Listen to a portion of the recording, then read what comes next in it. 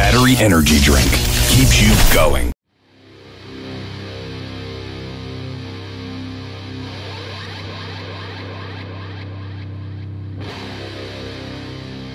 Hey, this is Sian from Metalheadz. I'm here with Terry B and Mick Murphy and the rest of my rune.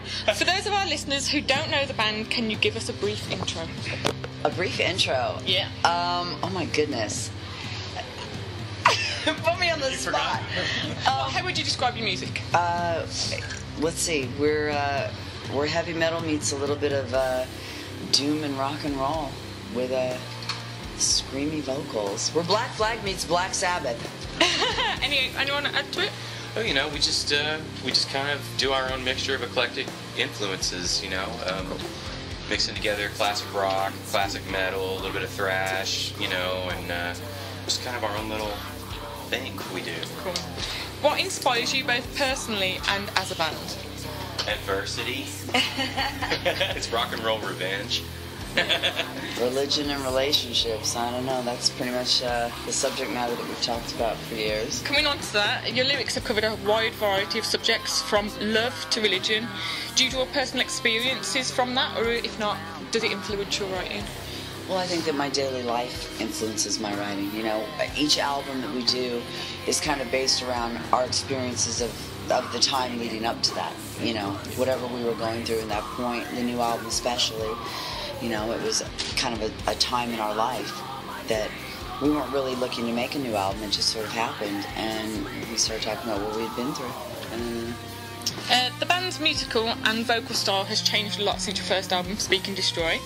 Was this a conscious decision or a natural progression within the band? Well, it's kind of both. It was, I mean, Speak and Destroy did not have Mick involved. That was when I left Tour Satana, started my own kind of solo project, I like to say. I worked with a lot of different musicians as producers and, you know, players, basically. And they came in and wrote all the songs with me, and then I toured that record, and I kind of... It was an eclectic record. It had a lot of spoken word parts on it, had some heavier music on it, some very atmospheric music. I met Mick, and when we did A Prayer Under Pressure, Violent Anguish, we kind of decided this is more of a band thing. We wanted to make it a band entity and kind of go in a little bit of a more musical direction.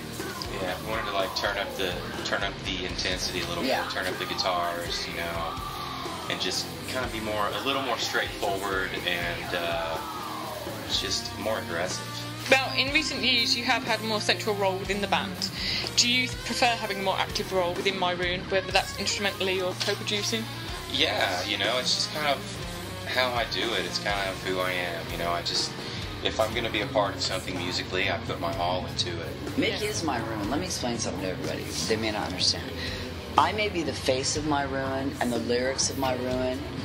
You know, I like to say we're the heart and soul of My Rune. And without Mick, there wouldn't be a My Rune. He is the music. He is, you know, when the band started out, we had the two girls in the band. And Mick kind of got overshadowed in a way, because not only did he have the front woman, his girlfriend is, you know, the front woman, and we had the other women. It was like, oh, it's a girl band. It was never a girl band, you know. The music came from that man right there.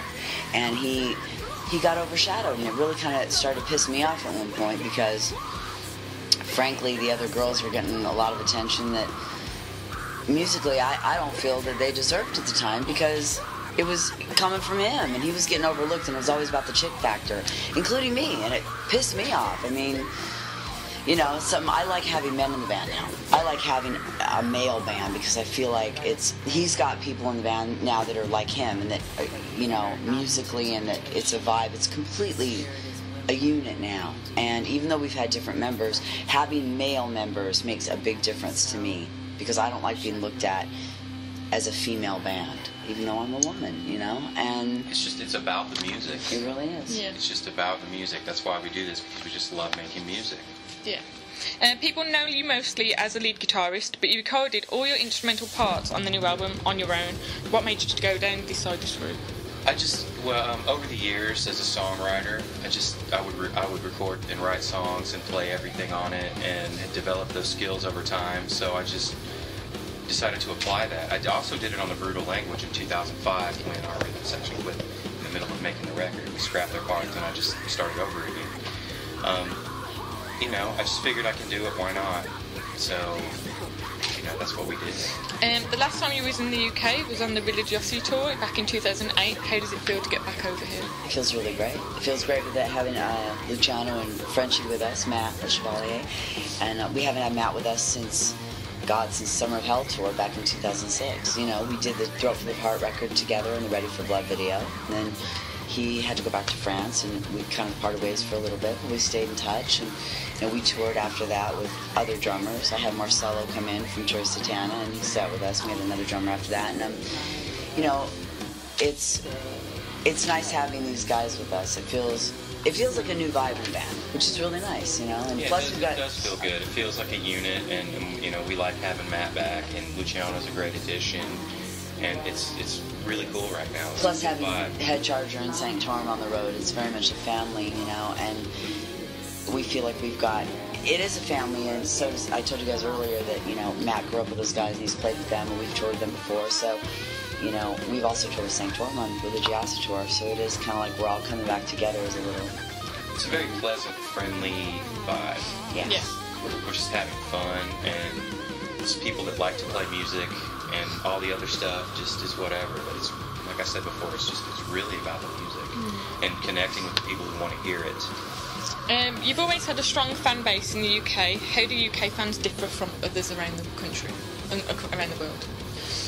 It's really different. I mean, you know, it really depends. A lot of people over the years have thought we were a UK band in the beginning because we're always here. And a lot of people get mad, like, how come you never tour everywhere else? You only go to the UK all the time, you know?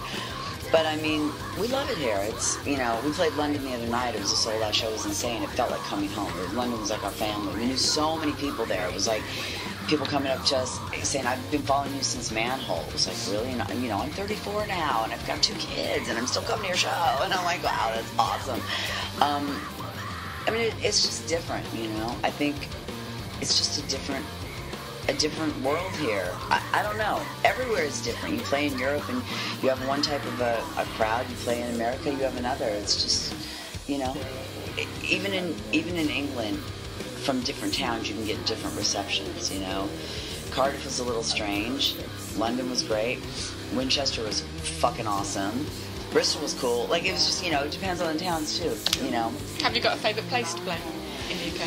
Well, I mean, I love playing London. I really do. London treats us spectacular. It is like, unbelievable. It blows our minds. We're like, wow, this is unbelievable. Yeah. So, I mean, it's just, you know, that's like home. That's like playing Los Angeles for us, you know. So. Tonight's the 5th night on the tour. How's the crowd response been so far? It's been good. Yeah, I mean, that's been different. We never really know what to expect. We haven't played Wolverhampton ever.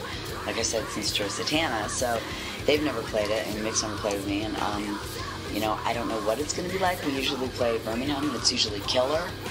I don't know how far that is from here, but hopefully those people will drive and come to the show. The venue's great. I mean, I like the slate room so far. It's kick-ass. They're great shows here. Dig it, so.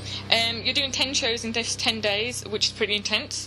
How do you look after your voice on the tour like this? Well, yesterday it was pretty scary. We arrived at a venue, we played Millennium Music Hall, and there was a big rugby match going on. So the streets were like flooded with 1 million people, drunken and crazy, and down below there was a huge party, and up above they had right when we arrived, they had this blasting air conditioner on, which, you know, it may be okay to cool everybody off, but everyone was freezing in our party. And, you know, for singers, air conditioning is the worst thing you can do to somebody. And so from the minute we got there, we're like, please get it off. And no one could get it off, and no one could turn it off. And so we all got kind of hoarse. And all 3 singers on the tour were concerned because it was so cold and dry. It was freezing and so bad. And it affected, you know, I mean, for me personally, I felt it. And so, you know, I'm kind of recovering from that tonight. Hopefully I'll have some sort of a voice going on tonight, Jesus. But, you know, it's hard. You got to take care of yourself. You obviously want to have drinks and party and have fun with everybody and not be a big party pooper. But, you know, I have throat coat and ginger and honey, and I try to look after it and do the best I can do with honey. You've got 5 more dates left on the tour, including the last show at Hammerfest. Yes. What do you plan on doing once the tour finishes?